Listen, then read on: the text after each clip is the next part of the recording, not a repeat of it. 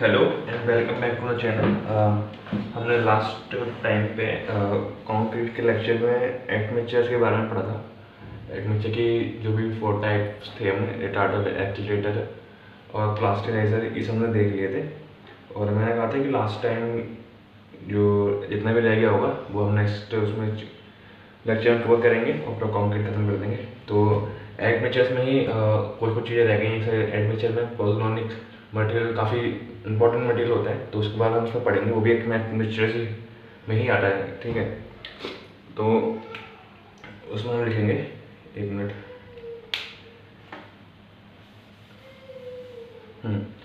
तो पोज़ोलॉन के बारे में हम लिखेंगे, ठीक है। पहले देखेंगे वो हम यूज़ तो करते हैं एडमिक्सचर्स की तरह, हम उसे यूज़ तो करते हैं हमने पोज़ोलॉनिक मटेरियल को, ठीक है। तो पहले इसके हेड आर्म की यूज़ करते हैं, फिर पॉइंट देखते हैं। एक मिनट, हाँ, use of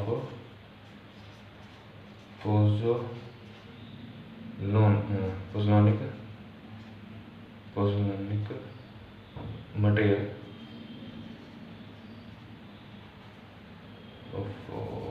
use of pozzolanic material has pozzolanic material has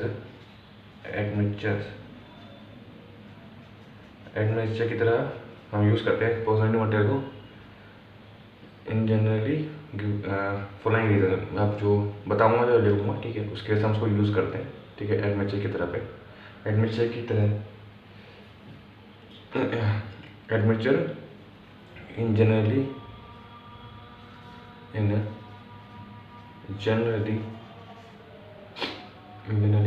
gives following purpose, ठीक है।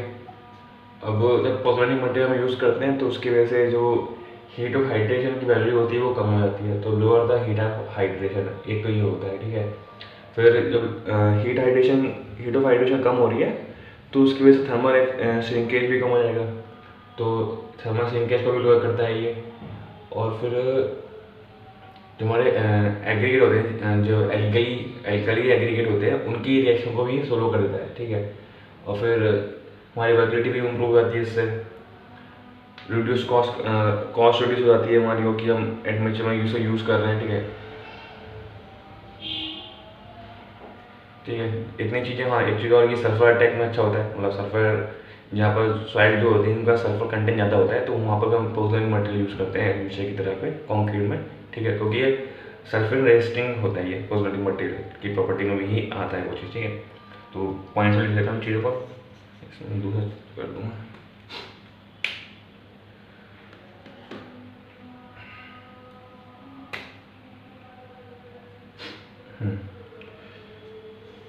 तो उससे पहले लिख लो जो बताया था मैंने, ठीक है। लोअर हीट ऑफ हाइड्रेशन, ठीक है, lower heat of hydration, lower heat of hydration. दूसरा लिखो लोअर थर्मल श्रिंकेज, ठीक है। तीसरा में लिखो कि ये लोअर करता है एल्कली एग्रीगेट की रिएक्शन को। तो लोअर एल्कली एग्रीगेट रिएक्शन, ठीक है। नेक्स्ट लिखो, नेक्स्ट में और क्या करता है ये, हाँ, इम्प्रूव करता है वर्बिलिटी को, इम्प्रूव वर्केबिलिटी,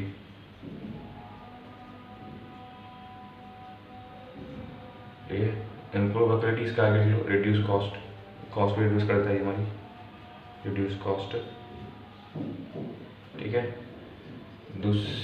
इसके बाद लिखो इसके बाद और क्या है इसमें, हाँ, सल्फेटाइक इम्प्रूव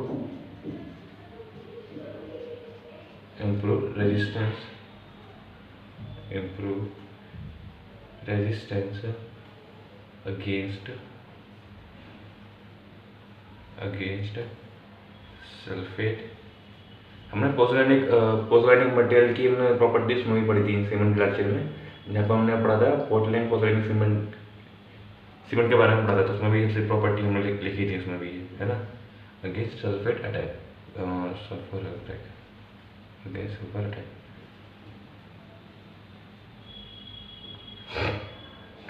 ठीक है,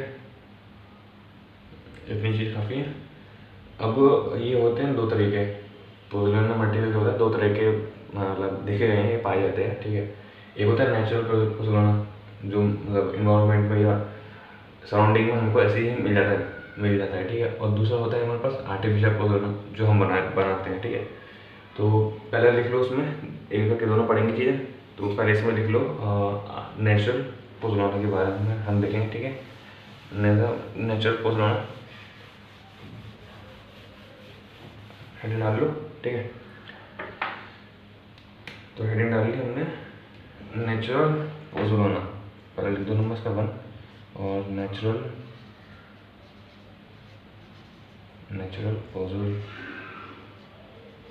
पोज़ोलैना। ठीक है, अब इसमें लिखो सबसे पहले तो कि ये इसमें एल्यूमिना और सिलिका की क्वांटिटी ज़्यादा होती है। ठीक है, और इसमें एल्कलीज कम पाई जाती है। ठीक है, तो पहले ये लिख लो उसमें कि और पोज़ोलैना are rich in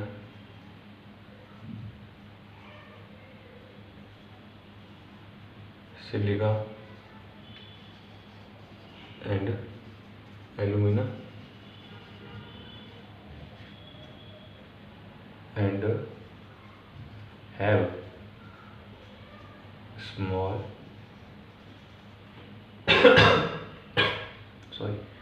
small quantity of alkalis. ठीक है, और पोज़ोलैना are rich in silica and alumina and have small quantity of alkalis. इसके एग्जाम्पल हो जाएंगे हमारे पास, पहला हो जाएगा क्ले और शेल्स। ठीक है, दो ही लिख लो, बहुत है। ये हो गया हमारा नेचुरल पोज़ोलैना के बारे में। अब इसका फैक्ट देखते हैं। ठीक है, इसके इफेक्ट बारे में पाएंगे हम लोग कि क्या इफेक्ट क्रिएट होता है इस वजह से हमारे कंक्रीट पे। तो इफेक्ट ऑफ नेचुरल पोज़ोलैना।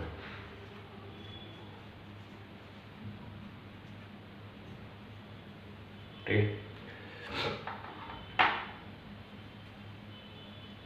पहले तो हीट ऑफ हाइड्रेशन। ठीक है, ऑब्वियसली हीट ऑफ हाइड्रेशन कम होगी इसमें। ठीक है, कहाँ तक कम होगी वो देखते हैं कि इसकी हीट ऑफ हाइड्रेशन जितनी उसके बराबर तक कर देता है ये कंक्रीट की, जितनी लो हीट सीमेंट की होती है, उतनी हीट ऑफ हाइड्रेशन ये रिड्यूस कर देता है वहाँ तक। ठीक है, तो हीट ऑफ हाइड्रेशन लिखो उसके, हीट ऑफ हाइड्रेशन कितने कहाँ तक करता है, same has that of low heat cement. ठीक है, नेचुरल पोज़ोलैना के यूज़ की वजह से हमारी हीट ऑफ हाइड्रेशन जो होती है वो लो हीट सीमेंट के बराबर हो जाती है। ठीक है, श्रिंकेज भी कम हो जाता है इससे। तो श्रिंकेज किसके बराबर होता है, श्रिंकेज हो जाता है पोर्टलैंड सीमेंट के बराबर। तो श्रिंकेज में लिखो, श्रिंकेज इसमें क्या होता है कि ये हो जाता है पोर्टलैंड सीमेंट के बराबर, सेम है पोर्टलैंड सीमेंट।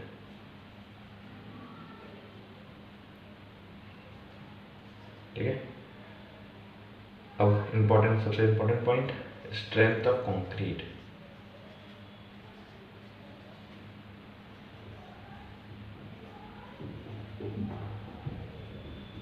ठीक है,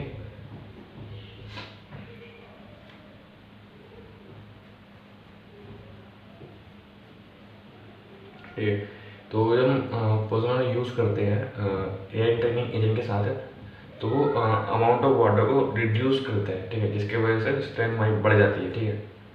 तो इसमें तो ये एक पॉइंट ये हो गया, ठीक है। और ये हमारा हमको मतलब परमिट करता है कि हम लेस सीमेंट यूज़ करें और हमारा स्ट्रेंथ भी सेम मिले। मतलब हम पोर्सिलोना मिट्टी को हम यूज़ कर रहे हैं तो हमारा सीमेंट यूज़ कम हो जाता है सेम स्ट्रेंथ गेन करने के लिए, पाने के लिए, जब हम पोर्सिलोना मटेरियल यूज़ ना कर रहे हो, ठीक है। तो पोर्सिलोना मटेरियल यूज़ करने से हमारा सीमेंट की रिक्वायरमेंट कम हो जाती है फॉर द सेम स्ट्रेंथ, ठीक है।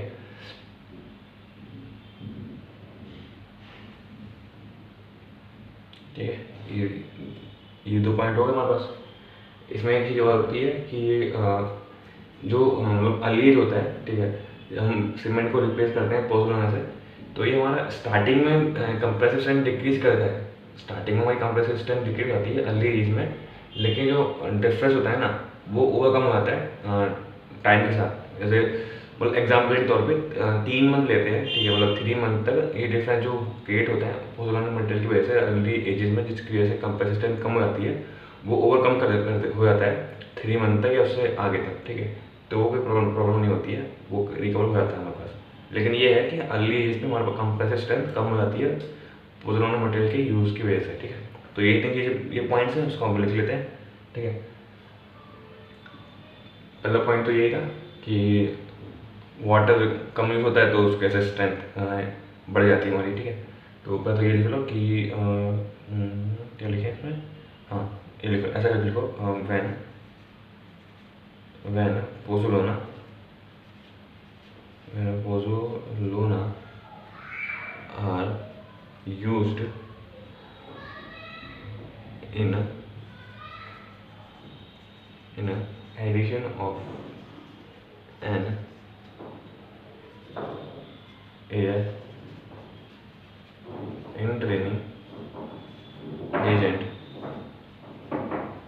When pozzolana are used in addition of an AI training agent, it may enable a reduction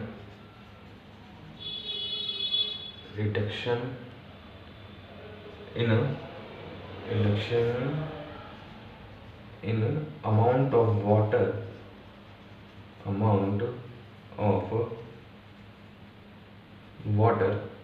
ठीक है, जिसकी वजह से अमाउंट ऑफ वाटर को नीचे कर लेते हैं, अमाउंट ऑफ वाटर, ठीक है, विच impart strength,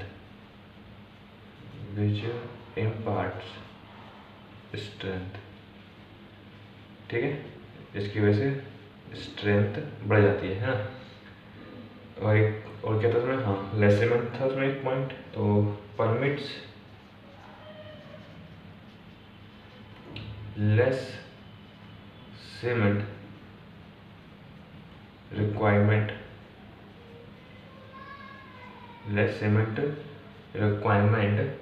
for same strength, है ना, फॉर सेम स्ट्रेंथ। एक ये हो गया। अब क्या था, हाँ अर्ली एजेस के बारे में था। Eight early edges, starting period में, ठीक है, and early ages the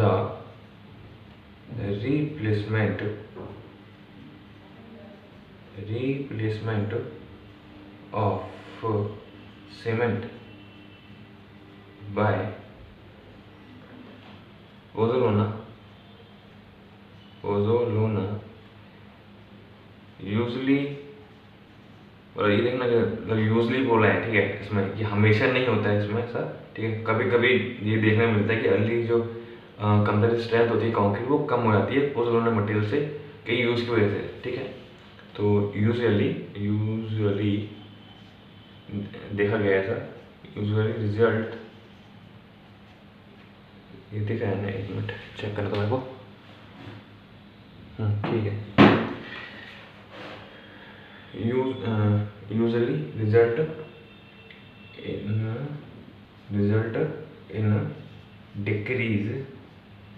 in decrease in compressive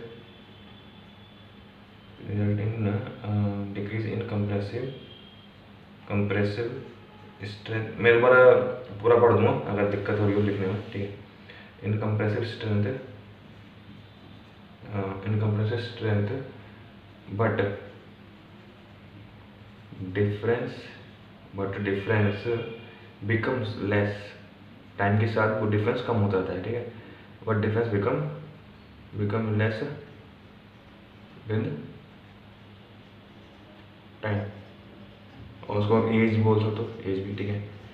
इसमें मतलब एक पॉइंट और लिखना ना, मतलब यहाँ पर कहीं इसका आगे खुद से लिख लेना कि ये कहते हैं जो डिफरेंस है ना, ये काफ़ी हद तक 3 मंथ तक ये डिसअपियर होता है, ठीक है। तो उसको जो लगते हैं मिनिमम वो 3 मंथ्स लगते हैं, ठीक है। ये डिफरेंस को डिसअपियर होने में या उससे ज़्यादा या अब, ठीक है, 3 मंथ या उससे ज़्यादा पीरियड लग सकता है जो अर्ली एजेस में जो डिफरेंस क्रिएट हुआ है पोस्ट होने की वजह से, वो डिसअपियर होने में, ठीक है। तो इतना लिख लो।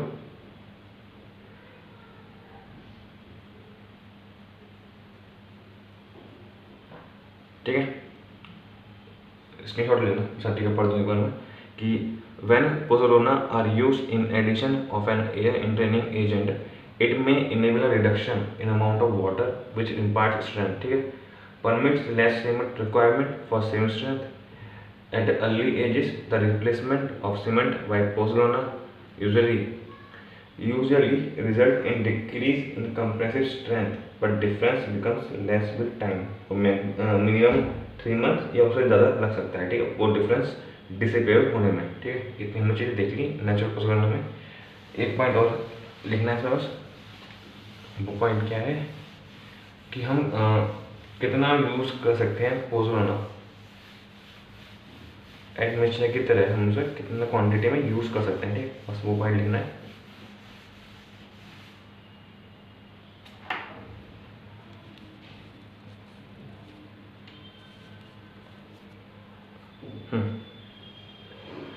नोट डाल लो इसमें, मतलब इम्पोर्टेंट है वो, मतलब काफ़ी जगह दिख जाएगा एग्जाम में, नोट करके देना वाला पॉइंट, ठीक है, कि कितना ही लोग यूज़ करते हैं उसे, ठीक है।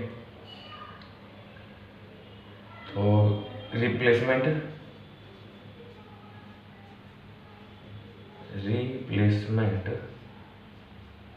मतलब सीमेंट की जगह हम नेचुरल पोज़ोलाना जब यूज़ करते हैं तो वो 4 से 6% तक ही हम यूज़ करते हैं, ठीक है, सीमेंट में एडमिक्सचर की तरह, ठीक है।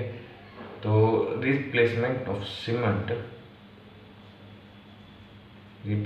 सीमेंट याद है ना कि एडमिक्सचर हम जब बोल रहे हैं ना तो कंक्रीट के स्पेक्ट में बोल रहे हैं, कंक्रीट में ही हम यूज़ करते हैं एडमिक्सचर, है ना। तो replacement of cement with natural pozzolana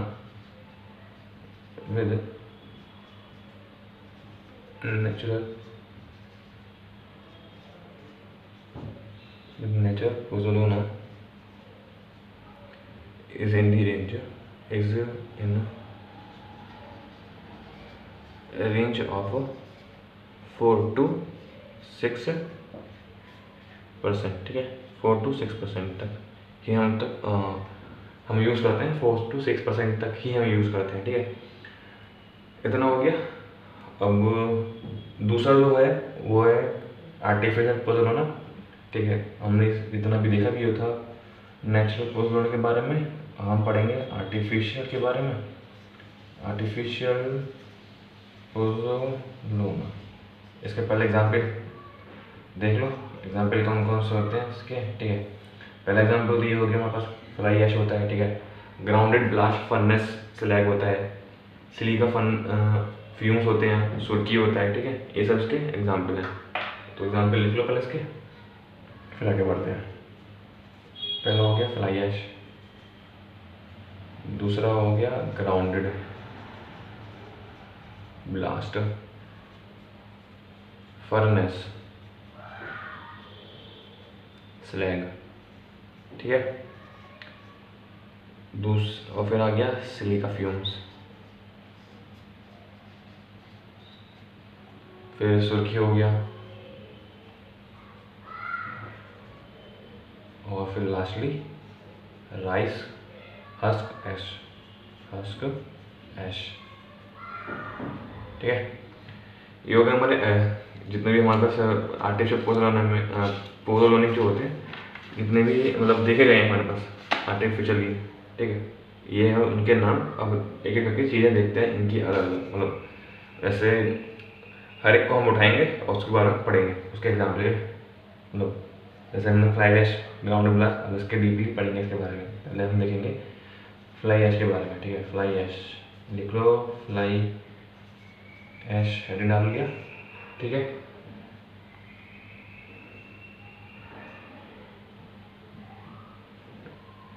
इसके बाद डेफिनेशन लिख लो कि ये होता है क्या है, ठीक है। तो फ्लाई ऐश ये जो होते हैं पल्मराइज्ड फ्यूल ऐश होता है, ठीक है, जो कि रेसिड्यू होता है जब हम कंबशन करते हैं उसका पल्मराइज्ड कोल का जब कंबशन करते हैं ना, तो जो बच जाता है रेसिड्यू जो होता है उसको बोलते हैं फ्लाई ऐश, ठीक है। तो पल्मराइज्ड लिख लो, पल्मराइज्ड PULPERIZE, ठीक है, पल्मराइज्ड फ्यूल ऐश जो कि रेसिड्यू होता है, इज ए रेसिड्यू कहाँ से मिलता है? Residue from the combustion of a pulverized coal,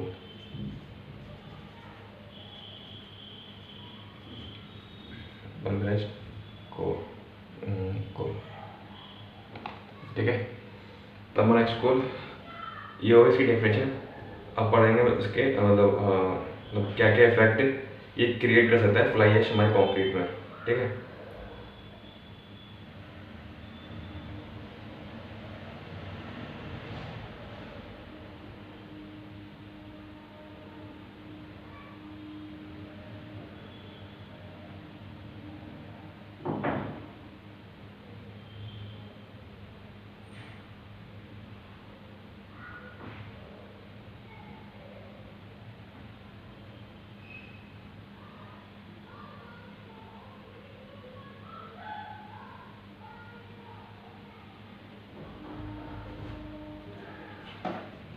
ठीक है, वो डाल लो हेडिंग इसकी।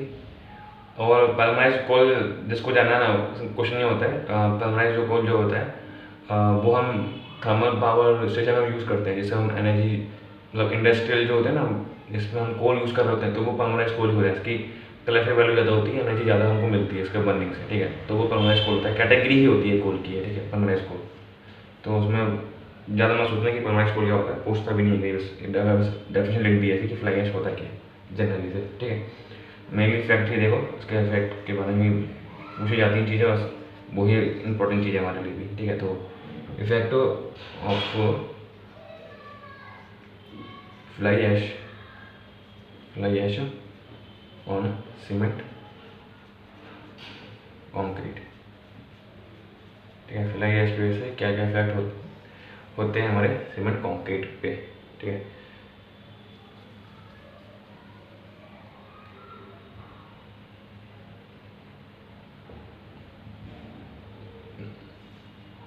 पहला हेडिंग हो गया कि मतलब वाटर पे क्या इफेक्ट पड़ता है, जो हम वाटर यूज़ करते हैं, ठीक है, वर्कबिलिटी के लिए, उसमें क्या इफेक्ट डालता है फ्लाई ऐश। तो उसमें जो होता है हमारा सेम वर्कबिलिटी गेन करने के लिए हमको ज़्यादा वाटर की जरूरत पड़ती है फ्लाई ऐश की वजह से, ठीक है। तो पहले पॉइंट ये लिख लो कि पहले वो लिख लो डालो हेडिंग, ठीक है, कि ऑन अमाउंट ऑफ, मतलब किसके बेस में बता रहे हैं प्रॉपर्टी उसकी, सीमेंट कॉन्क्रीट जो इफेक्ट हो रही है फ्लाई ऐश से, फ्लाई ऐश की वजह से जो प्रॉपर्टी इफेक्ट हुई है सीमेंट कॉन्क्रीट में, उसके हम डालते हैं हेडिंग, ठीक है। तो पहली हेडिंग हो गई on amount of mixing water, ठीक है। मिक्सिंग वाटर के बेस पे क्या इफेक्ट डाल रहा है हमारा फ्लाई ऐश सीमेंट कॉन्क्रीट पे, ठीक है। तो लिखो replacement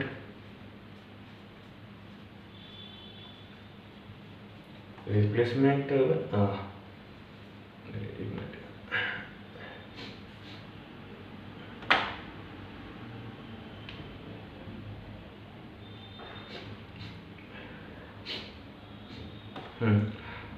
replacement of cement require या फॉर लिखो, और replacement for cement, replacement for cement replacement for cement requires little more water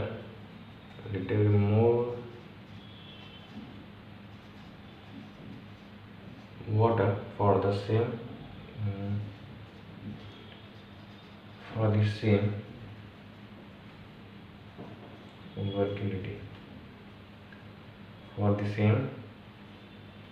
workability because of fineness of fly ash. ये उसका रीज़न हो गया, ठीक है। ये मैंने देखा था कि जितना फाइन होगा उतना तो हमको वाटर देना पड़ेगा वर्किलिटी के लिए, ठीक है। और वर्किलिटी किसकी ज़्यादा होती है? कोस एग्रीगेट की होती है। ये हमने वर्किलिटी में जब हमने मतलब वर्किलिटी के बारे में जो पढ़ रहे थे तो उसमें मैंने देखा था कि कोस एग्रीगेट की वर्किलिटी ज़्यादा होती है फाइन एग्रीगेट से, ठीक है। तो सेम चीज़ है, ज़्यादा फाइन है हमारा फ्लाई ऐश, तो वर्किलिटी गेन करने के लिए हमको वाटर यूज़ करना पड़ेगा, क्योंकि वाटर से मतलब रेशियो बढ़ने से हमारा वर्किलिटी भी बढ़ता था, ठीक है। तो for the same workability because of replacement for cement requires little more water for the same workability because of fineness of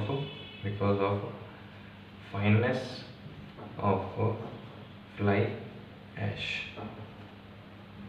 ठीक है। ऐश तुमने देखी होगी ना कि कितनी मतलब फाइन होती है,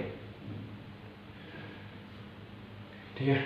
ये हो गया हमें वाटर के बेस पे, और हम बात करेंगे स्ट्रेंथ के बेस पे, ठीक है। ऑन स्ट्रेंथ ऑफ कंप्रेशन, ठीक है। On strength of compression.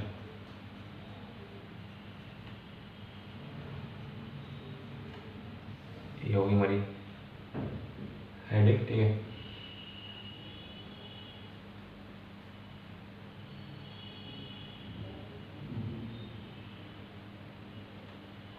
ठीक है, तो वही चीज़ इसमें भी कि फ्लाई ऐश है तो पुज़लाना का ही एक टाइप है, ठीक है। तो उसके साथ अर्ली स्ट्रेंथ डिक्रीज होती है, तो सेम चीज़ फ्लाई ऐश भी करता है। फ्लाई ऐश अर्ली स्ट्रेंथ जो होती है वो डिक्रीज कर देता है, ठीक है। लेकिन वही धीरे धीरे जो डिफरेंस होता है वो कम होने लगता है, और इसमें भी 3 मंथ लगते हैं, ठीक है। मिनिमम 3 मंथ लगते हैं वो डिफरेंस डिसेप वेयर होने में, जो अर्ली एज में हमको देखने मिला है कंप्रेशन में, ठीक है। तो वही पॉइंट है, बस थोड़ी लैंग्वेज अलग हो जाएगी, तो हम कोई फ्लाई ऐश के बारे में लिख रहे हैं तो उसमें जो 30% तक हम यूज़ करते हैं ना फ्लाई ऐश को, तो वो हमारा जो स्ट्रेंथ होता है ना वो डिक्रीज हो जाती है स्टार्टिंग में, और वो कहाँ तक आती है? वो आती है हमारी 728 डेज तक, ठीक है। लेकिन इसके बाद धीरे वो गेन करने लगता है, ठीक है। गेन करते करते वो 3 मंथ तक अपनी पूरी जो उसकी जो स्ट्रेंथ होनी चाहिए वो स्ट्रेंथ उसकी हो जाती है। ये मिनिमम है, ठीक है। 3 मंथ मिनिमम है, इससे ज़्यादा टाइम लग सकता है, ठीक है। बस इतना ही है, मतलब मोटा मोटी चीज़ ये है कि अर्ली स्ट्रेंथ डिक्रीज होती है फ्लाई ऐश की वजह से, ठीक है। इतनी चीज़ें इंपॉर्टेंट है, और लैंग्वेज में लिखवा दे रहा हूँ, ठीक है। तो लैंग्वेज में लिख लो कि addition of fly ash, addition of fly ash, addition of fly ash up to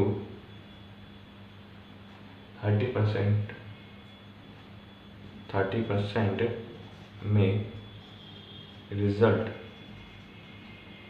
in lower strength at 7 and 28 days, but may be about equal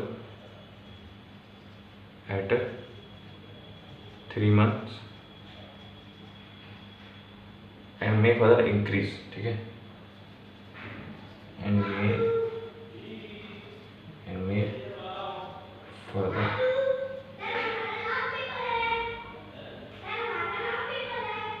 and may further increase, ठीक है। इसमें एक चीज़ और, 3 मंथ के बाद भी हमको क्यूरिंग करनी पड़ती है इसमें, ठीक है। तो इसमें एक चीज़ और लिख लो कि एंड में फर्दर इंक्रीज एट एजेस,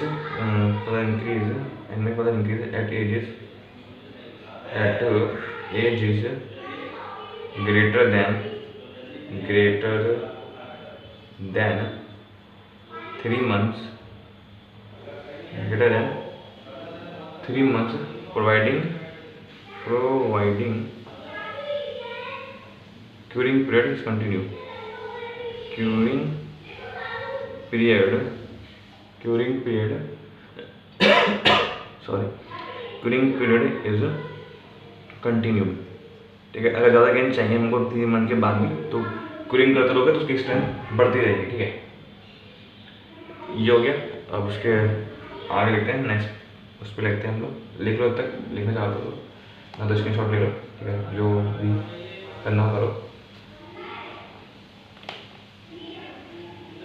ठीक है, चलो लिख लिया होगा, आगे बढ़ते हैं।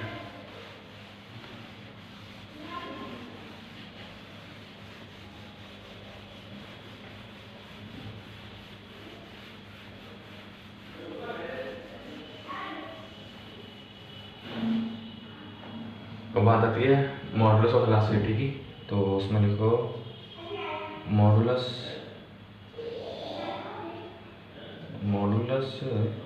Of elasticity.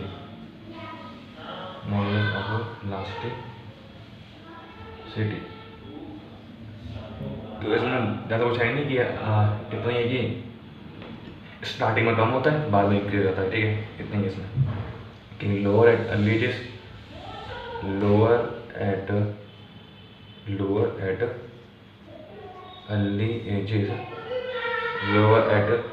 Early ages and higher later on, बाद में बढ़ जाती है। ठीक है, स्टार्टिंग कम होती है लेकिन बाद में बढ़ जाती है। और जनरली इसका क्यूरिंग पीरियड कितना होता है, वो होता है हमारा पोर्ट लाइन के समय के बराबर होता है। ठीक है, और जो हमारी परमिटिविटी होती है वो भी हमारी रिड्यूस हो जाती है, क्योंकि फ्लाई ऐश क्या होता है, फाइन होता है। तो फाइन जो भी मटेरियल होते हैं फाइन, उनकी परमिटिविटी कम होती है। ठीक है, तो ये हमारा परमिटिविटी ऑफ कंक्रीट को भी रिड्यूस कर देता है फ्लाई ऐश हमारा। ठीक है, तो ये दो चीज़ लिखा पहले,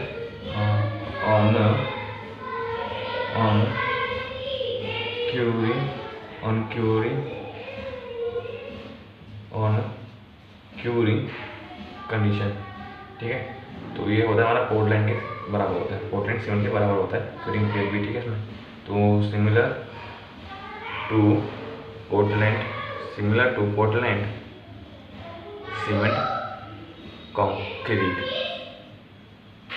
ठीक है, और इसके बाद हमारा परमिटिविटी पे क्या इफेक्ट पड़ रहा है, तो परमिटिविटी हमारी रिड्यूस हो रही है। तो ऑन परमिटिविटी पे क्या इफेक्ट पड़ रहा है, परमिटिविटी जो होता है हमारा वो रिड्यूस होता है। तो रिड्यूसेस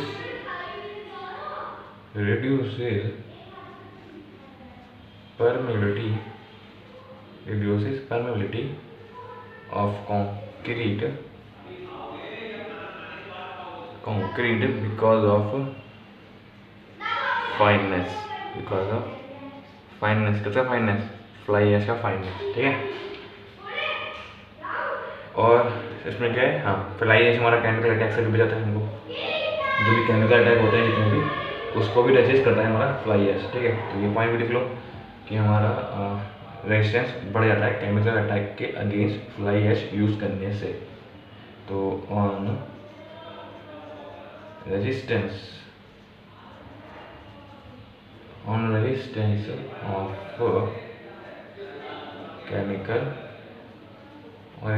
ऑफ केमिकल अटैक। ठीक है, ये हो गया हमारा केमिकल अटैक के बारे में। तो केमिकल अटैक के बारे में हमारी रेजिस्टेंस जो होती है वो अच्छी हो जाती है, इम्प्रूव हो जाती है, इंक्रीज हो जाती है। ठीक है, तो improves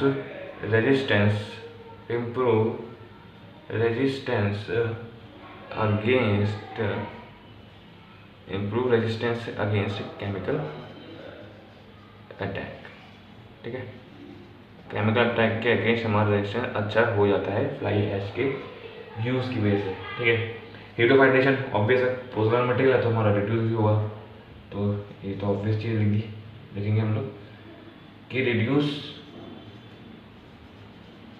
heat of hydration, reduce heat of hydration, hydration हमारा कम हो जाता है और उसकी वजह से हमारा श्रिंकेज भी कम हो जाएगा। ठीक है, अब आती है बात सेटिंग टाइम की, और सेटिंग टाइम पे क्या करता होगा इफेक्ट ये, तो हमारा सेटिंग टाइम जो होता है इसमें बढ़ जाता है, और बढ़ क्यों रहा है क्योंकि हाइड्रेशन भी कम हो रहा है और उसकी हीट ऑफ हाइड्रेशन कम हो रहा है, धीरे धीरे हो रहा होगा वो, है ना। हीट ऑफ हाइड्रेशन तेज होती और ज़्यादा होती तो एकदम अच्छे अमाउंट में हीट रिलीज होती ना, लेकिन कम अमाउंट में हीट रिलीज हो रही है, मतलब क्या है वो स्लोली हाइड्रेशन कर रहा है, तो हमारा सेटिंग टाइम भी इंक्रीज हो जाएगा। ठीक है, तो उसमें देखो 8 पॉइंट नंबर डाल के कि सेटिंग टाइम जो हमारा वो इंक्रीज हो रहा है, तो सेटिंग टाइम डाली हमने हेडिंग, और इसके आगे हमने लिखा कि जो हमारा सेटिंग टाइम है वो हमारा बढ़ रहा है, तो increase is initial setting time, increase initial setting time of a cement। ठीक है, कितना तक बढ़ा सकता है ये बढ़ा सकता है हमारा 2 आवर्स तक, तो अप टू 2 आवर्स तक हमारा सेटिंग टाइम बढ़ सकता है। कौन सा setting time? Initial setting time बढ़ सकता है। ठीक है, ये हो गया। अब श्रिंकेज से ही बात कर लेते हैं। ठीक है, श्रिंकेज पे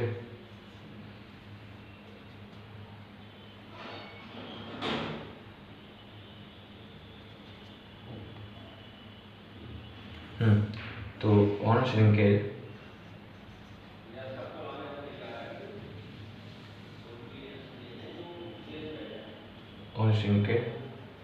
ऑफ कॉन्क्रीट।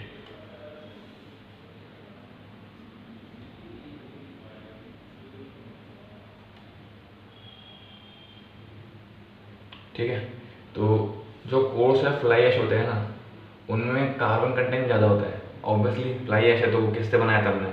वो रेसिड्यू से बना था, अपन और ऐश खोल के रेसिड्यू से फ्लाई ऐश बना था। ठीक है, तो जो कार्बन कंटेंट होते हैं ना, जिसमें कार्बन ज़्यादा होता है, वो श्रिंकेज को ना इंक्रीज करते हैं, मतलब वो लायबल होते हैं श्रिंकेज इंक्रीज करने के लिए। ठीक है, और जो फाइनल फ्लाई ऐश होता है उसमें थोड़ा कम कंटेंट और लोअर कंटेंट होता है कार्बन का।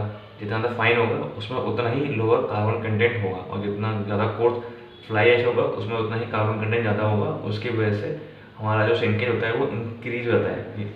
यहाँ पर heat of hydration come effect पड़ता है, मतलब हीट ऑफ हाइड्रेशन का श्रिंकेज पे कम इफेक्ट पड़ रहा है। ओके, ठीक है, क्योंकि अगर हीट ऑफ हाइड्रेशन ज़्यादा होती तो हमारा श्रिंकेज भी ज़्यादा होता, लेकिन हीट ऑफ हाइड्रेशन कम है तो उसकी वजह से हमारा श्रिंकेज कम हो रहा है। लेकिन जो कार्बन कंटेंट है जो प्रेजेंट है फ्लाई ऐश में, उसकी वजह से हमारा श्रिंकेज हो रहा है कॉन्क्रीट में ज़्यादा। ठीक है, तो इसमें पहले लिख लो जो हमारा कोर्स फ्लाई ऐश होता है, कोर्स फ्लाई ऐश जो होता है हमारा, उसमें कार्बन कंटेंट ज़्यादा होता है। ठीक है, comparatively to final fly ash के। ठीक है, तो coarse fly ash have high carbon content, have high carbon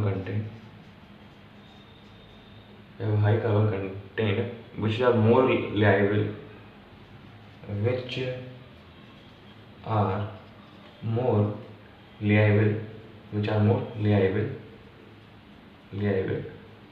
to increase shrinkage। ठीक है, to increase shrinkage then final fly ash.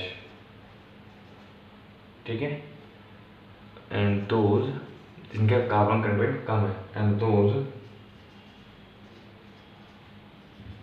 Having low carbon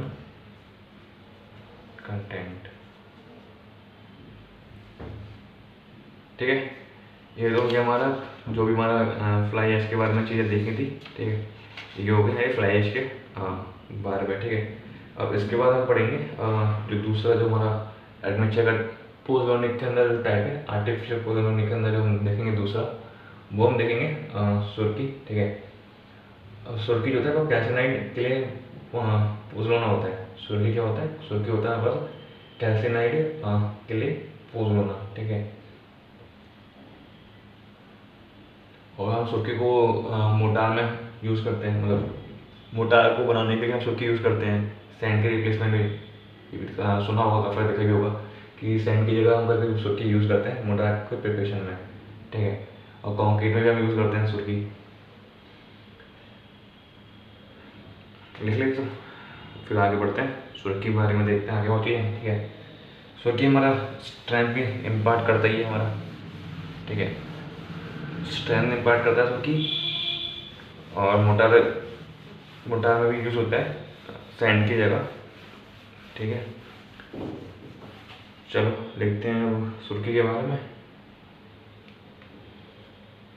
तो वो ये दूसरा पॉइंट होगा हमारा, दूसरा इसका नाम है सुर्खी, ठीक है। ये है हमारा आर्टिफिशियल पोज़ोलर एडमिक्सचर, ठीक है। तो पहला पॉइंट तो ये कि used in making motor, used in making motor and concrete,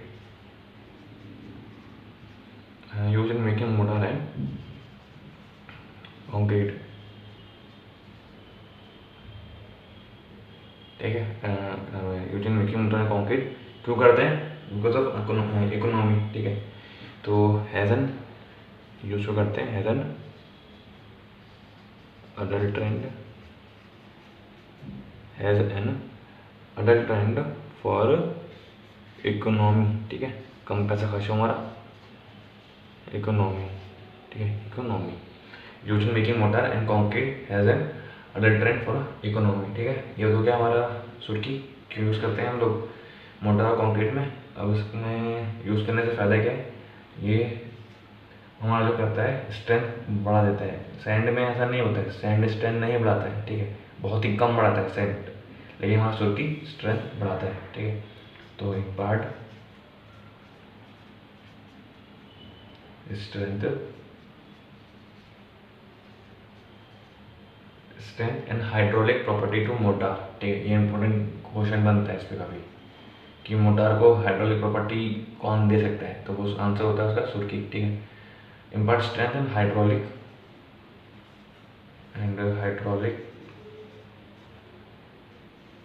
properties to mortar,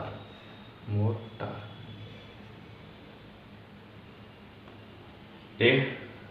और इसमें सबसे अच्छा पॉइंट बोल रहे जो भी बोल लो, ठीक है।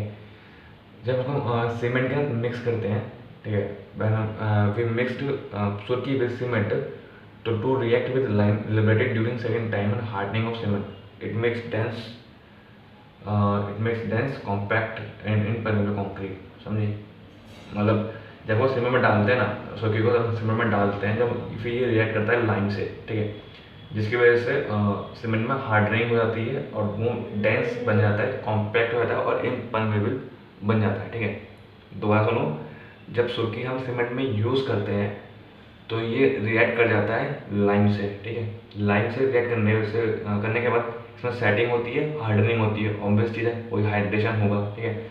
उसकी वजह से इसमें इस कंक्रीट को डेंस बना देता है, कॉम्पैक्ट बना देता है और इम्परमेबल बना देता है कंक्रीट को, ठीक है। सबसे इंपॉर्टेंट पॉइंट है ये, ठीक है, कि when mixed with concrete when mixed with cement to react with lime liberated during setting and hardening of cement, it makes concrete dense, compacted and impermeable, ठीक है।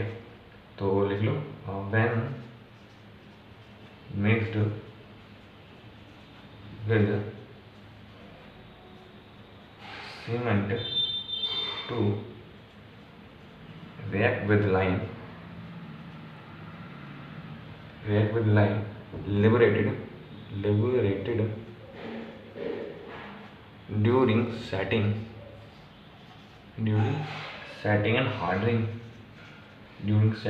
and hardening किसका हार्डनिंग? सीमेंट का। And hardening of cement ये करता है क्या? It makes it makes dense compacted and impermeable concrete impermeable concrete ठीक है। और बाकी सब प्रॉपर्टीज की जो सैंड की होता है वो प्रोसेस भी करता है, ठीक है। जैसे वॉल्यूम इंक्रीज में भी सुर्खी को हम यूज़ करते हैं, ठीक है।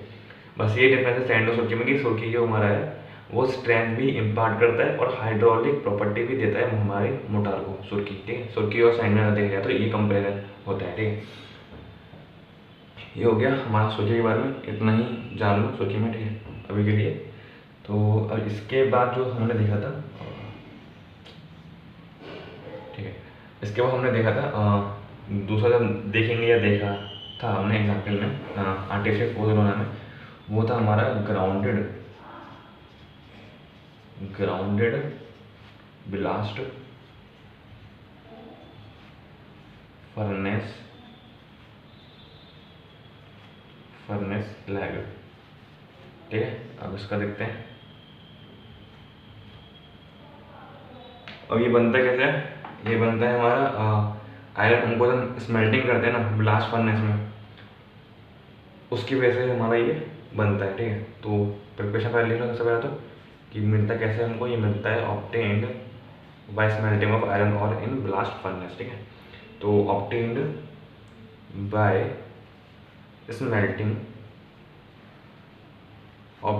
स्मेल्टिंग ऑफ आयरन और इन किसमें, ब्लास्ट फर्नेस में, इन ब्लास्ट फर्नेस, ठीक है। ये हो गया हमारा ग्राउंडेड ब्लास्ट फर्नेस के बारे में कि उनको मिलता कैसे है, ठीक है। अब ये जो स्लैग होता है ये हाइड्रोलिक एक्शन, उसमें हाइड्रोलिक एक्शन देखा जाता है जब हमारे पास CaOH2 होता है, जब हमारे पास कैल्शियम हाइड्रोक्साइड की प्रेजेंस में हाइड्रोलिक एक्शन देखा जाता है इस स्लैग में, ठीक है। तो उसमें लिख लो कि हाइड्रोलिक एक्शन कब देखने मिल रहा है हमको, जब हमारे पास कैल्शियम हाइड्रोक्साइड हो, ठीक है। और ये हमको कब मिलता है कैल्शियम हाइड्रोक्साइड, ये मिलता है हमको हाइड्रेशन ऑफ सीमेंट के दौरान, ठीक है, जिसकी वजह से हाइड्रोलिसिटी इम्पार्ट कर देता है स्लैग, ठीक है, कंक्रीट के अंदर। तो कॉम्प्लिकेटेड नहीं बोलता हूँ, सिंपल चीज़ें सिंपल में बोलता हूँ कि जो ये स्लैग होता है ये हाइड्रोलिक प्रॉपर्टी देता है कंक्रीट को। कब देता है, जब कैल्शियम हाइड्रोक्साइड प्रेजेंट हो, और प्रेजेंट कब होता है, जब हमारा हाइड्रेशन ऑफ सीमेंट चल रहा होता है, ठीक है। तो उसको हम लिखते हैं लैंग्वेज में, this slag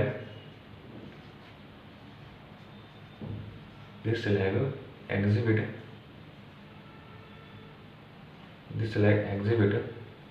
hydraulic action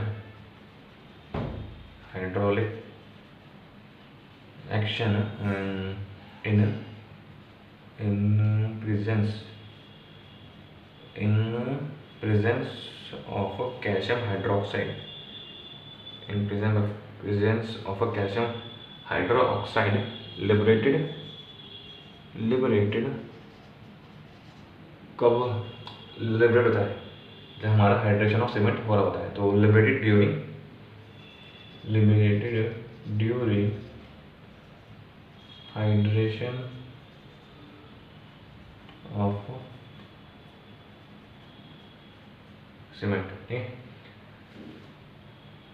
again early strength कम होती है, बाद में धीरे बढ़ती है, और अल्टीमेट स्ट्रेंथ सेम आती है, बहुत कॉमन है, ठीक है। पोजिशन मटेरियल में ये सबसे कॉमन पॉइंट है, ठीक है, हज़ार बनने का। तो लिख लो उसमें भी अभी पॉइंट जब आई गया है तो, कि early strength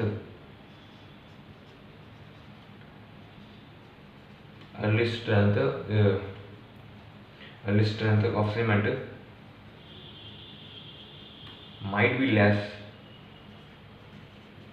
might be less, but ultimate strength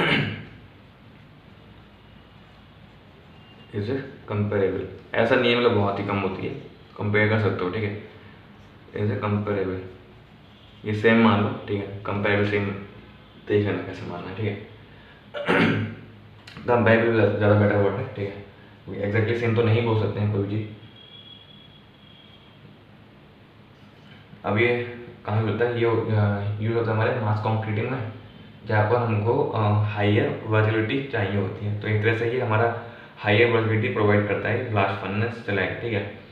और केमिकल अटैक तो रेजिस्ट करता ही करता है, और साथ में कोरोजन भी रेजिस्ट करता है ये, ठीक है। तो 3 पॉइंट होगा, वर्जिबिलिटी इंक्रीज कर रहा है हमारी वर्जिबिलिटी को भी इंक्रीज कर रहा है ये, केमिकल अटैक के अगेंस्ट भी मतलब रेजिस्टेंस प्रोवाइड कर रहा है हमको, और कोरोजन के अगेंस्ट भी प्रोवाइड कर रहा है रेजिस्टेंस, ठीक है। तो application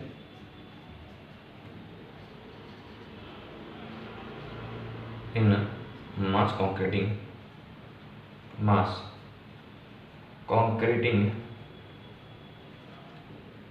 application mass concreting and offer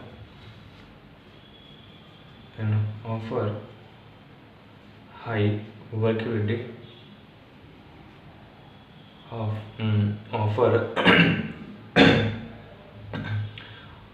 offer high workability resistance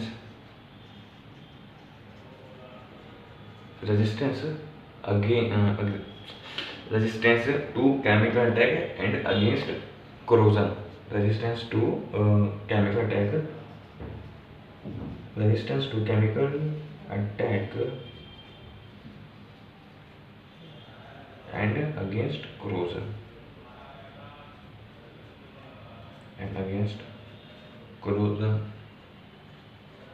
ठीक है। ये हो गया हमारा ब्लास्ट फर्नेस स्लैग के बारे में, ठीक है। मतलब यही 3 इम्पोर्टेंट है आर्टिफिशियल पोजोलाना के बारे में, ठीक है। इसमें एक चीज़ और लिख लो, जैसे हमने रेंज देखी थी, ठीक है, 4 to 6% थी नेचुरल की।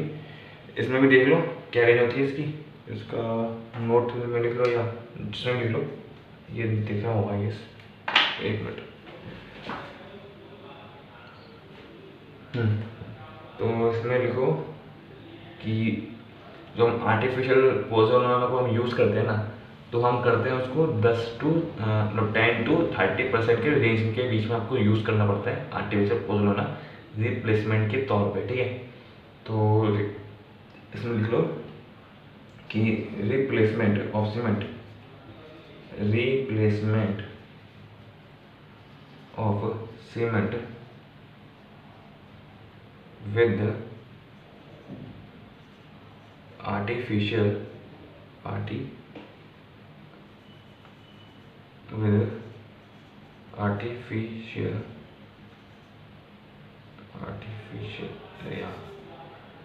with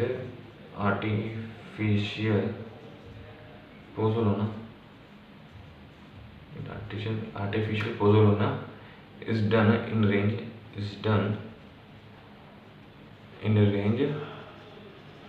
क्या है हमारे पास, रेंज है हमारे पास 10 to 30% के बीच में होनी चाहिए। ये है 30, ठीक है। ये था हमारा पोजोलाना मेटल के बारे में, नेचुरल एंड आर्टिफिशियल, ठीक है।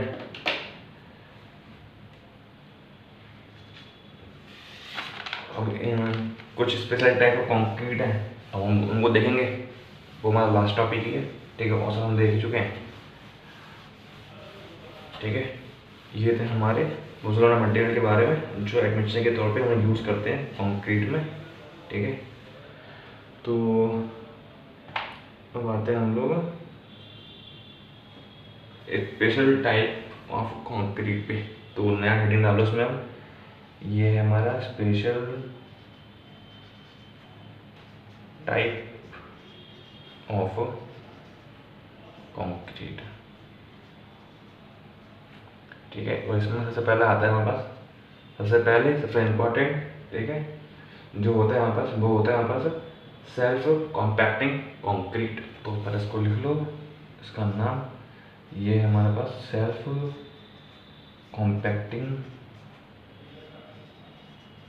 Self compacting concrete.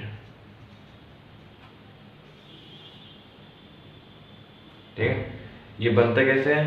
ये बनते हैं हमारे OPC 43 या 53 को यूज़ करते हैं, और एग्रीगेट्स जो साइज होता है वो 20 mm से छोटा होना चाहिए, उसके बराबर होना चाहिए, और कुछ केमिकल और मिनरल एडमिक्सचर को हम डालते हैं। ठीक है, और कौन से केमिकल एडमिक्सचर कौन सा होते हैं और मिनरल एडमिक्सचर कौन से होते हैं? केमिकल एडमिक्सचर में आता है हमारे पास प्लास्टिसाइजर आता है। ठीक है, और दूसरा आता है सुपर प्लास्टिसाइजर। ये दो एडमिक्सचर हम यूज़ करते हैं जो केमिकल होते हैं। ठीक है, और मिनरल एडमिक्सचर में हम आएंगे तो फ्लाई ऐश होता है, स्लैग होता है, सिलिका फ्यूम्स होते हैं। ठीक है, तो ये 3 हो गए हमारे मिनरल एडमिक्सचर। 2 हमने केमिकल एडमिक्सचर बता दिए, प्लास्टिसाइजर और सुपर प्लास्टिसाइजर। और हमारे पास OPC 43 या 53 दोनों में से कोई भी हम सीमेंट यूज़ कर सकते हैं। मतलब वीडियो बीच में रुक गई। ठीक है, मतलब जो वीडियो चल रही थी ना वो बीच में रुक गई थी, तो खैर उसी का कंटिन्यू करते हैं। हम लोग सेल्फ कॉम्पैक्टिंग कंक्रीट में देखे थे चीज़ के बारे में बात चल रही थी हमारी। तो पहले हमने ठीक है, सब कुछ सही है। तो उसी के आगे मैंने ये मतलब मर्ज कर दिए वीडियो। ठीक है, ये बाद में रिकॉर्ड करी थी, और ये बीच में दिक्कत थोड़ी हो गई थी, वो वीडियो बीच में रुक गई थी। खैर जो भी, हाँ, तो हम लोग बात कर रहे थे इसमें कि जो सेल्फ कॉम्पैक्टिंग कंक्रीट वो कैसे बनता है। ये बनता है हमारे OPC 43, OPC 53 और एग्रीगेट जो होता है हमारा, उसका साइज़ 20 mm तक या उससे छोटा अगर हम यूज़ कर रहे हैं। ठीक है, और कुछ केमिकल और मिनरल एडमिक्सचर हम लोग जो यूज़ करते हैं कंक्रीट बनाने में। ठीक है, इन सब को हम मिक्स करके जो बनाते हैं वो बनता है हमारा सेल्फ कॉम्पैक्टिंग कंक्रीट। ठीक है, और जो केमिकल एडमिक्सचर और मिनरल एडमिक्सचर जो हम लोग इसमें यूज़ करते हैं तो उनके नाम होते हैं, सबसे पहले केमिकल एडमिक्सचर जो होता है उसमें सबसे पहले आता है प्लास्टिसाइजर। ठीक है, दूसरा होता है सुपर प्लास्टिसाइजर। ठीक है, ये 2 हो गए हमारे केमिकल एडमिक्सचर जो यूज़ होते हैं। ठीक है, और फिर जो दूसरा एडमिक्सचर होता है जो कि मिनरल होता है, मिनरल एडमिक्सचर, उसमें होते हैं 3 तरह के। एक होता है फ्लाई ऐश, दूसरा होता है स्लैग जो कि हमने देखा था ग्राउंडेड फर्नेस ब्लास्ट स्लैग। ठीक है, एक ये होता है, और तीसरा होता है सिलिका फ्यूम्स। ये सब को हम जब मिलाते हैं तब बनता है हमारे पास सेल्फ कॉम्पैक्टिंग कंक्रीट। ठीक है, तो उसमें लिख लो जल्दी जल्दी, this concrete is produced by use of OPC 43, OPC 53।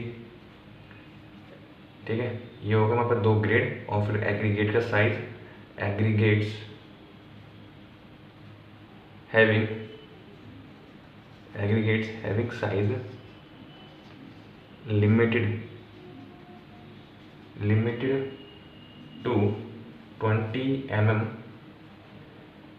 ठीक है, ये हो गया एग्रीगेट का साइज। OPC के ग्रेड हो गए ऑर्डिनरी, पोर्टलैंड, सीमेंट के ग्रेड हो गए। ठीक है, अब केमिकल एडमिक्सचर और मिनरल एडमिक्सचर। ठीक है, तो 20 mm तक aggregates and chemical and mineral admixture.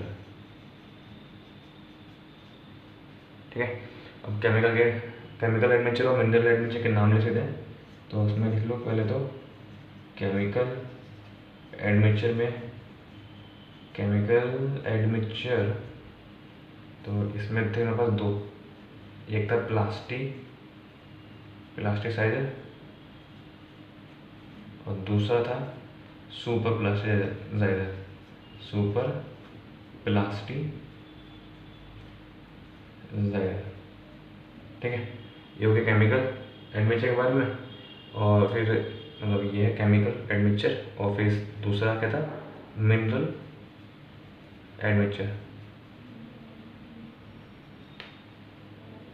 इसमें 3 थे, एक था फ्लाई ऐश,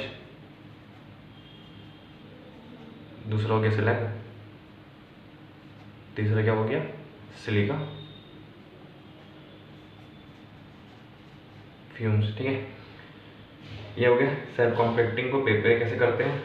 अब बात करते हैं कि हम यूज़ मतलब ये हमको क्या प्रोवाइड करता है। सेल्फ कॉम्पैक्टिंग कंक्रीट हम बना क्यों रहे हैं और यूज़ क्यों कर रहे हैं, ठीक है।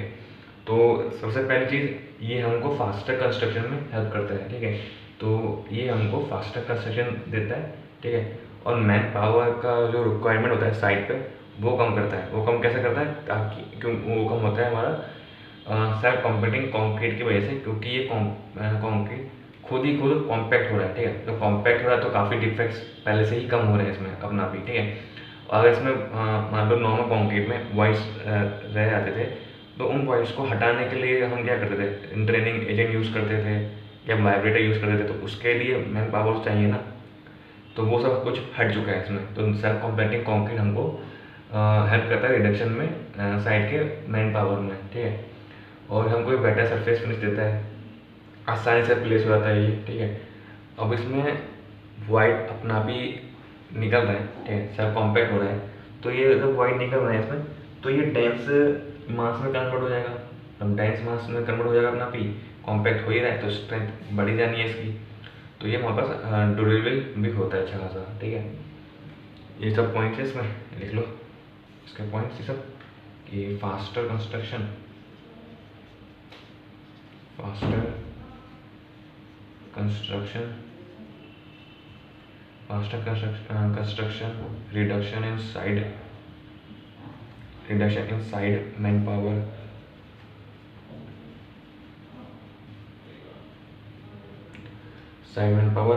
better surface finish, देता है हमको। easier placing, आसानी से हम प्लेस कर सकते हैं। easier प्लेसिंग, ड्यूरेबिलिटी को इम्प्रूव करता है ये, इम्प्रूव्ड ड्यूरेबिलिटी, ठीक है। ये हमारा कंक्रीट का ड्यूरेबिलिटी को इंक्रीज कर रहा है, ठीक है। और कॉम्पैक्शन हो रहा है इसमें अपना भी, तो ये हमको थिनर सेक्शन भी प्रोवाइड करता है, क्योंकि स्ट्रेंथ अच्छी खासी हमको मिल जाती है थिनर सेक्शन में भी, ठीक है, as compare to normal concrete. तो थिनर कंक्रीट सेक्शन प्रोवाइड करता है हमको ये, थिनर कंक्रीट सेक्शन, ठीक है। फिर रिड्यूस्ड नॉइज लेवल, इतना काफ़ी है सेल्फ कॉम्पैक्टिंग कंक्रीट के बारे में, ठीक है। ये लिख लो, इतनी चीज़ें काफ़ी है हमारे सेल्फ कॉम्पैक्टिंग कंक्रीट के बारे में। और फिर हम उसके दूसरी चीज़ें देखेंगे सेल्फ कॉम्पैक्टिंग के अलावा, जो दूसरी कंक्रीट या सीमेंट जो यूज़ करते हैं हम लोग, ठीक है, जो special type of concrete category में आती है, वो होती है हमारी फेरो सीमेंट, फेरो सीमेंट, फेरो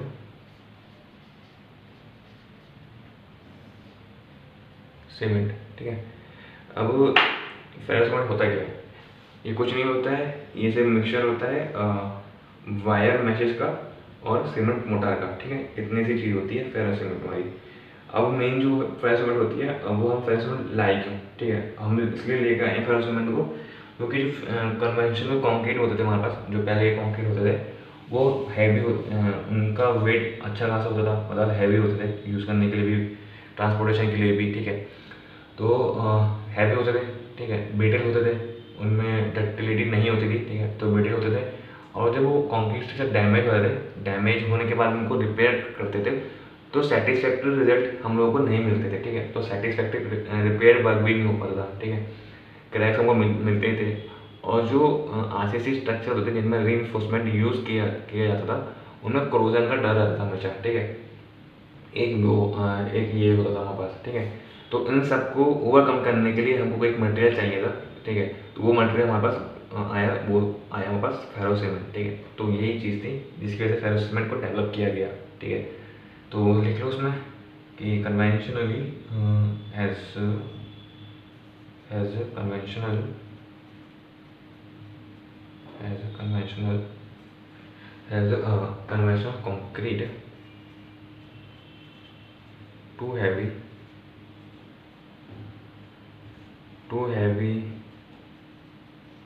brittle, cannot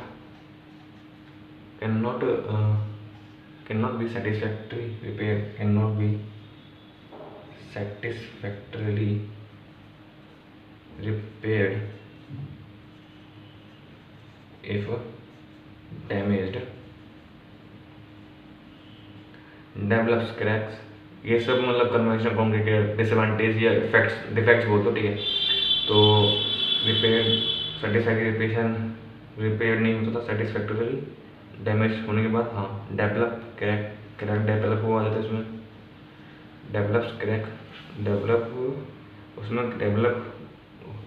क्रैक्स हो जाते थे, ठीक है। और क्या होता था उसमें, हाँ, जो रीइंफोर्समेंट होता था वो कोरोजन के लिए लायबल होता था, उसमें कोरोजन का डर रहता था हमेशा। तो undergoes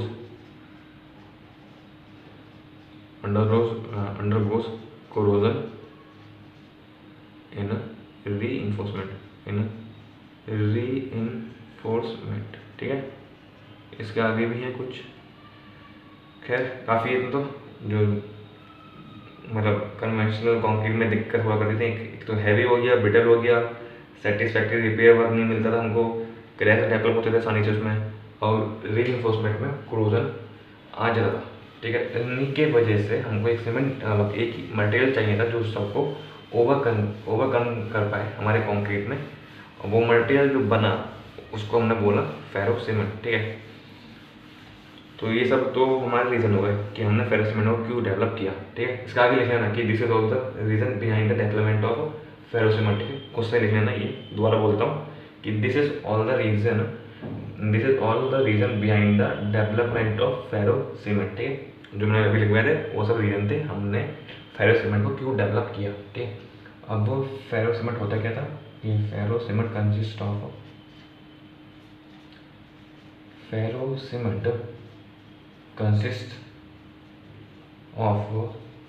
wire meshes and cement mortar. ये डेफिनेशन कह लो, ठीक है। डेफिनेशन हो गई। हाँ, एक चीज़ और, फेरो सीमेंट के एडवांटेज ना वो सब है जो हमने से पहले लिखवाए, मतलब कि जो कन्वेंशनल कंक्रीट के डिसएडवांटेज थे वो ही एडवांटेज है फेरो सीमेंट। वो इसलिए है क्योंकि फेरो सीमेंट ओवरकम करने के लिए तो बनाया गया था, जो डिसएडवांटेज हमको मिल रहे थे कंक्रीट में, नॉर्मल कंक्रीट में, उनको ओवरकम करने के लिए हमको फेरो सीमेंट बनाना पड़ा। तो फेरो सीमेंट के एडवांटेज ही वही होंगे जो कन्वेंशनल कंक्रीट के क्या थे, डिसएडवांटेज, ठीक है। तो एडवांटेज वो सब है, ठीक है, वो सब लिख लेना वापस से लिखना चाहो तो। अब कुछ उसमें डेटा की चीज़ें वो सिर्फ लिखनी है और वो लिख लो आराम से कि ferro cement elements are usually of the order of 2 to 3 centimeter in thickness with 2 to 3 mm external cover to the reinforcement, ठीक है। दूसरा देखो कि स्टील कंटेंट कितना यूज करते हैं इसमें, ठीक है। तो स्टील मतलब रीइंफोर्समेंट, ठीक है। तो steel content varies between 300 to 500 kilogram पर metre cube of motor,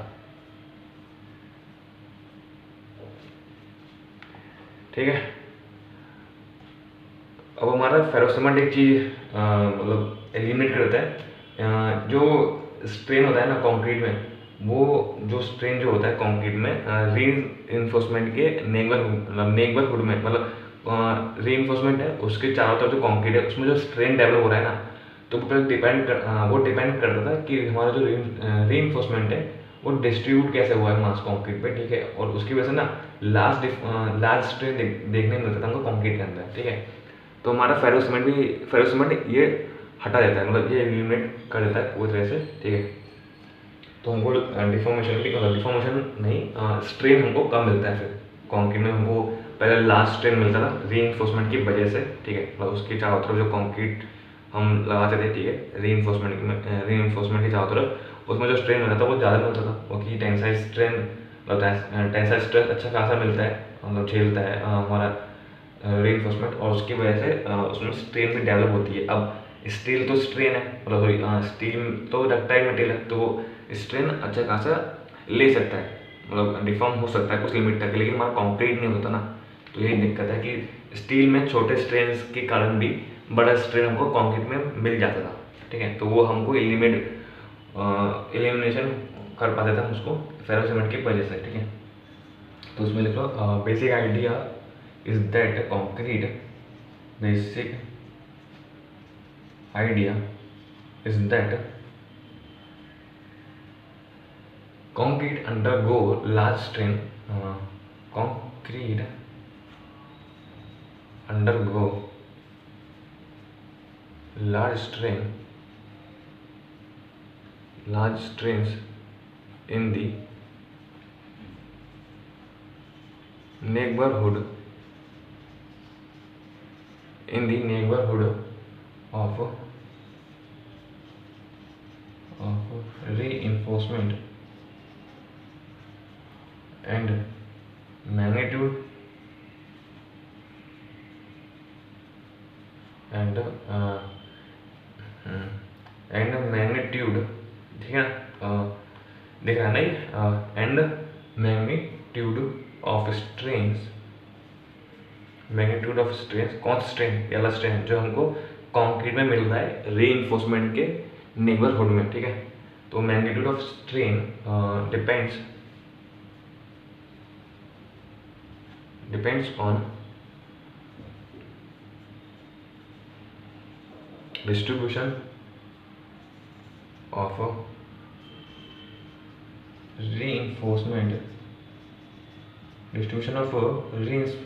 reinforcement throughout the mass of concrete, throughout the mass of concrete। और ये सब हम कुछ एलिमिनेट कर सकते हैं इस केस में, ठीक है। which is eliminated which is eliminated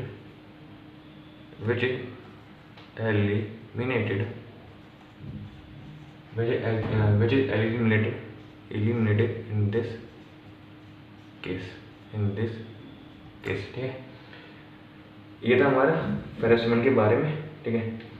अब फेरोसीमेंट के बारे में देख ली हमने चीज़ें, ठीक है। अब इसके बाद आता है हमारे पास दूसरा, जिसका हम बोलते हैं वैक्यूम। दूसरा है, तीसरा है शायद, वैक्यूम जो होगा तीसरा होगा, फेरो हो गया, सेल्फ हो गया, हाँ ठीक है। तो वैक्यूम कंक्रीट, फिर आता है हमारे पास वैक्यूम कंक्रीट। अब वैक्यूम कंक्रीट से पहले एक चीज़ रिवाइज करते हैं कि जो हमारे पास कंक्रीट था उसकी स्ट्रेंथ किस पे डिपेंड कर रही थी, उसकी स्ट्रेंथ किस पे डिपेंड कर रही थी, वाटर सीमेंट रेशियो पे डिपेंड कर रही थी, ठीक है। और जो वर्किबिलिटी थी वो भी हमारी वाटर सीमेंट रेशियो पे डिपेंड कर रही थी। मतलब क्या कि हमारा वाटर सीमेंट रेशियो दोनों चीज़ों को कंट्रोल कर रहा है, स्ट्रेंथ और वर्किबिलिटी को, ठीक है। अब मान लो कहीं पर हमको स्ट्रेंथ और वर्किबिलिटी दोनों ही चाहिए, तो हम क्या करेंगे, हम कुछ नहीं करेंगे, वहाँ पर हम करेंगे वैक्यूम कंक्रीट का यूज़। एक तरह से ये प्रोसेस होता है, ठीक है। इसमें करते क्या है, इसमें हम लोग वाटर की क्वांटिटी को ना कंट्रोल करते हैं। जैसे मेरे को कहीं किस साइड पे, मतलब कहीं भी मेरे को साइड पे वाटर भी चाहिए, मतलब वर्किबिलिटी भी चाहिए मेरे को, ठीक है, और स्ट्रेंथ भी चाहिए। अब मैं क्या करूँगा, मैं वो वर्किबिलिटी के लिए वाटर सीमेंट रेशो मैं बढ़ा दूँ मैं, तो मेरी वर्बिलिटी बढ़ जाएगी, लेकिन मेरी स्ट्रेंथ डिक्रीज हो जाएगी, है ना। तो मैं क्या करूँगा, मैं पानी को जब तक रखूँगा कंक्रीट के अंदर, तब तक मेरे को वर्बिलिटी को यूज़ करना है, मतलब उसकी हाई वर्बिलिटी को यूज़ करना है, ठीक है। वो कैसे इंक्रीज होगी, जब मैं वाटर सीमेंट रेशियो बढ़ा दूंगा। लेकिन जैसे ही हाइड्रेशन होगा या स्ट्रेंथ गेन करेगा कंक्रीट, मैं वाटर सीमेंट रेशियो को डिक्रीज कर दूंगा। वो कैसे करूँगा, मैं वाटर जो यूज़ हुआ है इसमें उसको पंप आउट कर दूंगा वैक्यूम की वजह से, ठीक है। तो जो पानी यूज़ हुआ वो वर्बिलिटी के लिए यूज़ हुआ, हाइड्रेशन के लिए यूज़ नहीं हुआ, ठीक है। हाइड्रेशन के लिए यूज़ नहीं हुआ तो मेरा स्ट्रेंथ भी डिक्रीज नहीं हुआ है, बस मेरे को वर्बिलिटी मिल गई अच्छी खासी, और स्ट्रेंथ मेरे को भी अच्छी खासी मिल चुकी है। और जो मैंने वाटर डाला था एक्स्ट्रा वाटर वर्बिलिटी के लिए, मैंने वैक्यूम से वो पंप आउट कर लिया है, ठीक है। तो ये चीज़ होगी मेरे वैक्यूम कंक्रीट में जो हम यूज़ करते हैं, जिस तरह से वैक्यूम कंक्रीट का प्रोसेस हम यूज़ करते हैं, ठीक है। और इस प्रोसेस से ना हम लोग अच्छा क्वालिटी का कंक्रीट भी बना सकते हैं, ठीक है। जैसे कि हमको कहीं फॉर्म वर्क को निकालना हो जल्दी, तो उसको हम क्या करेंगे, मतलब फॉर्म वर्क को जल्दी निकालने के लिए हमारे पास क्या होना चाहिए, कंक्रीट की क्वालिटी अच्छी होनी चाहिए। तो कंक्रीट की क्वालिटी अच्छी हम इस प्रोसेस से भी हम ले सकते हैं अगर अच्छे से हम यूज़ करें, ठीक है। when we use properly this method, when we use this method of process properly, we can get a good quality of concrete, due to which we can remove the formwork at early age, ठीक है। खैर ये सब चीज़ें हो गई, अब इनको हम लिख लेते हैं, ठीक है। इनको हम लिखते हैं अपनी लैंग्वेज में, समझने की चीज़ें समझाती हैं। हाँ खैर, इसमें लिखो पहले तो कि water cement ratio controls both strength and workability. ये पता है हमको, स्ट्रेंथ एंड वर्बिलिटी को कंट्रोल करता है वाटर सीमेंट रेशो। वर्बिलिटी ये किसने कहा था कि स्ट्रेंथ सिर्फ वाटर सीमेंट रेशो पे ही डिपेंड करती है? ये कहा था अमरनाथ लॉ ने। अमरनाथ लॉ क्या कहता है कि वाटर सीमेंट इंक्रीज करने पे स्ट्रेंथ डिक्रीज होती है अप टू सर्टेन लिमिट तक, ठीक है। चलो फिर आते हैं वैक्यूम पे। Vacuum concrete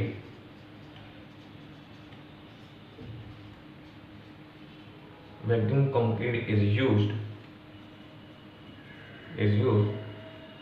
to where workability and strength is required,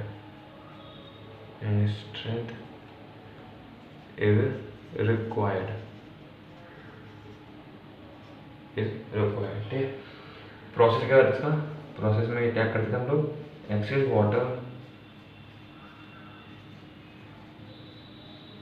water used for higher workability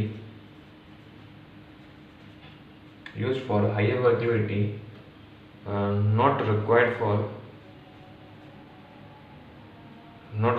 hydration के लिए यूज नहीं करेंगे wall water, not required for hydration and harmful in many ways. Water काफ़ी हार्मफुल होता है हार्डन कंक्रीट के लिए। जैसे अगर वाटर चला गया हार्डन कंक्रीट के अंदर, तो सबसे पहले क्या करेगा, क्रोजन कर सकता है, वो श्रिंकेज हो सकती है कंक्रीट के अंदर, ठीक है। और लो स्ट्रक्चर मतलब लो स्ट्रेंथ कंक्रीट मिल सकता है हमको, है ना। और पोरस कंक्रीट मिल सकता है हमको। ये सब उसके हार्मफुल इफेक्ट है अगर वाटर ज़्यादा मतलब हार्डन कंक्रीट में वाटर चला गया तो। ये सब हम जो मतलब ये हम सब ने पढ़ा था स्ट्रेंथ ऑफ कंक्रीट में, जो हमने पहले लेक्चर पढ़े हैं, उसमें ये सब चीज़ें हम डिस्कस कर चुके हैं। स्ट्रेंथ ऑफ कंक्रीट किन फैक्टर पर डिपेंड करता है, क्या डिफेक्ट होते हैं, ठीक है, और कैसे हम क्या कर सकते हैं, वो सब चीज़ हमें पढ़ चुके हैं स्ट्रेंथ ऑफ कंक्रीट में। खैर यहाँ पर आते हैं, excess water use for higher workability not required for hydration and harmful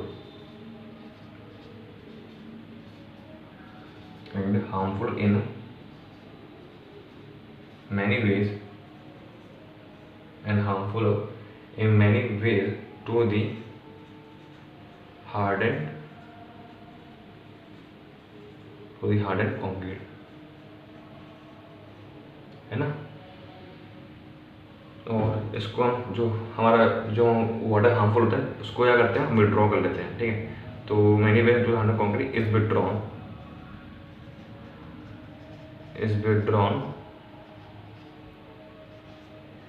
bye means of vacuum pump. Vacuum pump की वजह से हम इसको निकाल देते हैं पानी को, ठीक है। लिख लो इनकी वैक्यूम पंप के बारे में, स्क्रीनशॉट ले लो, ठीक है। ये पॉज करके देख लो। आगे बढ़ते हैं इसके आगे।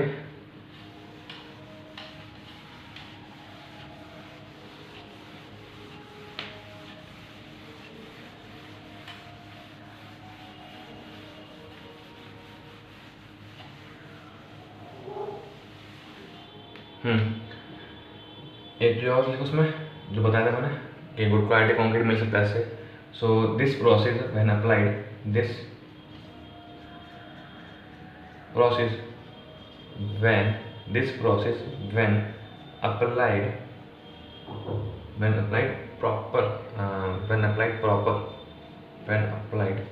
प्रॉपरली, ठीक है। तो ये कंक्रीट प्रोड्यूस करेगा हाई क्वालिटी का। तो when the process sorry this process when applied properly produces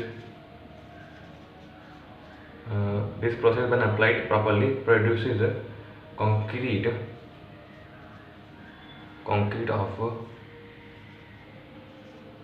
higher quality and permit removal of formwork at early age, है ना। कोई अच्छा क्वालिटी का कॉन्क्रीट है तो ऑब्वियसली हम निकाल सकते हैं फॉर्मवर्क को जल्दी। And also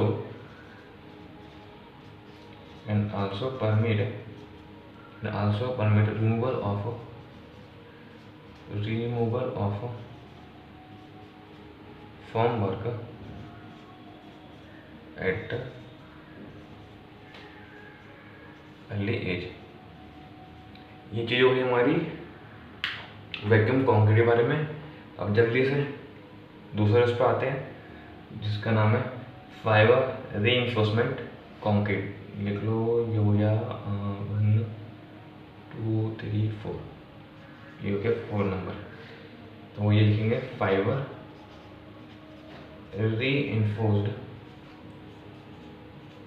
reinforced concrete cement. इसका मतलब क्या है कि हम सीमेंट को रीइंफोर्स कर रहे हैं, किससे? फाइबर से, ठीक है। अब रीइंफोर्स कर रहे हैं फाइबर से, इसका मतलब क्या है? टेंसाइल स्ट्रेंथ देना चाह रहे हैं हम लोग, ठीक है। तो कंक्रीट को हम रीइंफोर्स कर रहे हैं फाइबर से, जो कि टेंसाइल स्ट्रेंथ में अच्छा होता है, मतलब हाई टेंसाइल स्ट्रेंथ पोसेस करता है, ठीक है। लिख लो उसमें। और प्रॉपर्टी इसकी स्टील का जैसी ही होती हैं, ठीक है। बस हम लोग का बस स्टील यूज़ होता है री इन्फोर्समेंट एनालिसिस स्ट्रक्चर में, और यहाँ पर हम लोग फाइबर यूज़ कर रहे हैं, ठीक है। तो दोनों का सेम ही काम है, टेंसाइल स्ट्रेंथ ही दे रहा है, दोनों टेंसाइल स्ट्रेंथ ही इम्पार्ट कर रहा है वो कंक्रीट को, ठीक है। तो concrete is reinforced with fibers having tensile strength, ठीक है। और इसी कंक्रीट को हम बोलते हैं फाइबर रीइंफोर्स्ड सीमेंट, ठीक है। अब फाइबर क्या होता है इसमें? फाइबर कुछ ना छोटे छोटे पीस का होता है। फाइबर जो होता है छोटे पीस का होता है।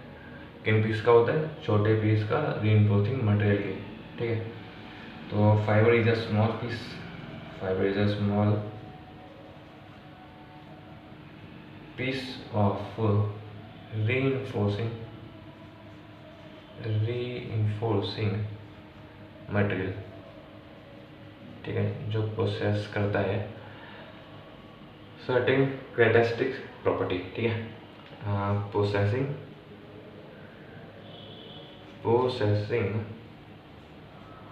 certain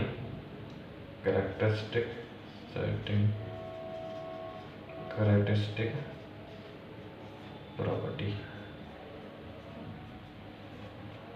ठीक है। छोटी सी चीज़ ही जाननी थी इसके बारे में। लास्ट देख लो, लास्टली इसमें भी ज़्यादा कुछ है नहीं, सिर्फ डेटा ही है मेनली। साइक्लोपिन साइक्लोपिन कंक्रीट, ठीक है। अब बाकी जान लो कि ये बनता कैसे है। ये बनता कैसे है, इसमें हम स्टोन यूज़ करते हैं कंक्रीट को बनाने के लिए, ठीक है। और स्टोन का वेट जो होता है 45 ग्राम से ज़्यादा या 45 ग्राम तक होना चाहिए स्टोन का, ठीक है। और उन स्टोन का साइज़ भी 15 सेंटीमीटर से कम नहीं होना चाहिए। स्टोन का साइज 15 सेंटीमीटर से कम नहीं होना चाहिए, 45 ग्राम के वेट से कम नहीं होना चाहिए, ठीक है।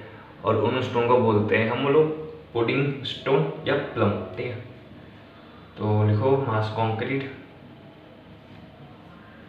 मास concrete in which large stone of weight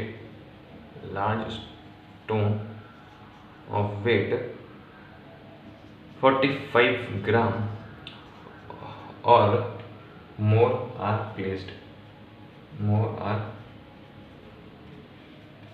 ठीक है। और इन स्टोन क्या बोलते हैं, पुडिंग स्टोन। तो pudding sorry stone used are termed as pudding stone और plum, ठीक है, plum, and are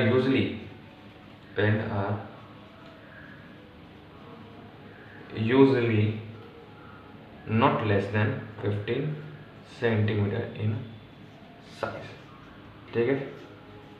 ये हो गया हमारा कंक्रीट के बारे में जितना भी होना चाहिए हम लोगों को पता, ठीक है। अब कंक्रीट तो हम तो देख चुके हैं, ठीक है। अब कंक्रीट के बाद हम लोग क्या पढ़ने वाले हैं, कंक्रीट के बाद हम लोग पढ़ेंगे एग्रीगेट के बारे में, ठीक है। तो जो नेक्स्ट स्टेप हमारा जो होगा स्टार्ट वो होगा हमारा एग्रीगेट, ठीक है। और तब तक के लिए स्टाइल्स में एक चीज़ और रह गई है, वो मैं भी लिखवा दूंगा, ठीक है। खैर वो देखते हैं अभी। लेकिन अगर आप लोगों को ये वीडियो अच्छी लगे, ठीक है, तो लाइक करना और सब्सक्राइब भी करना चैनल को, ठीक है, ताकि आगे और भी वीडियो आए और आप लोग मिस ना कर पाएँ। क्योंकि मैं चैनल पूरा सिविल इंजीनियरिंग कवर करने वाला हूँ और जितना ज़्यादा रिस्पॉन्स मेरे को मिलेगा और जितना ज़्यादा और रिस्पॉन्स अच्छा रिस्पॉन्स मिलता है इसमें, तो मैं सिविल इंजीनियरिंग के अलावा भी चीज़ें ला सकता हूँ। जो एग्जाम पूछी जाती हैं, जैसे नॉन टेक भी पूछे जाते हैं, तो उनको भी कवर कर दूंगा इस चैनल पे, अगर सपोर्ट मिला मेरे को उस पर, ठीक है। और जो फीडबैक होगा आप कमेंट सेक्शन में मेरे को बता देना, कमेंट सेक्शन में आप मेरे को बता सकते हैं। और वीडियो अच्छी लगे तो लाइक और शेयर भी करना और सब्सक्राइब भी करना चैनल को, ठीक है। चलिए अब देखते हैं जो कंक्रीट में लास्ट चीज़ जो देखेंगे हमको, वो डेटाबेस है, मतलब डेटा पे डिपेंड है वो, ठीक है। मतलब वो चीज़ देखी गई है एक्सपेरिमेंटली, और वो है कि स्ट्रेंथ ऑफ कंक्रीट टाइम या एजिंग ऑफ पीरियड के साथ कैसे गेन करती है, ठीक है। तो इसमें टेबल बनाते हैं, पहले लिखते हैं यहाँ पर डे और यहाँ पर लिखते हैं स्ट्रेंथ ऑफ सीमेंट कंक्रीट। याद रखना कि यहाँ पर सीमेंट कंक्रीट की बात हो रही है, सीमेंट में ना कोई एडमिक्सचर कुछ भी नहीं मिला हुआ है, नॉर्मल सीमेंट कंक्रीट, ठीक है। तो स्ट्रेंथ ऑफ सीमेंट कंक्रीट,